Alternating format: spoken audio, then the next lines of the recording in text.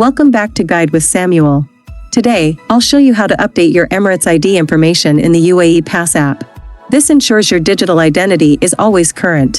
First, you need to have already updated your physical Emirates ID with the Federal Authority for Identity and Citizenship, ICA. The UAE Pass app syncs with this official data. Next, open the UAE Pass app on your phone. Log in using your existing credentials, which may include your fingerprint or facial recognition. Then, navigate to the main menu, often found by tapping your profile icon or a hamburger menu.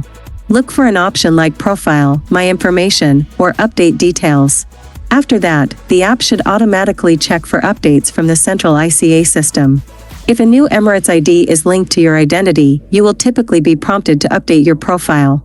Follow the on-screen instructions to sync the new data.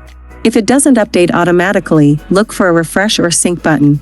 In most cases, the update is automatic once you log in after receiving your new physical ID. Your UAE Pass is now updated with your latest Emirates ID information, keeping your digital identity valid. If this guide kept your digital ID current, please like and subscribe. Thank you for watching.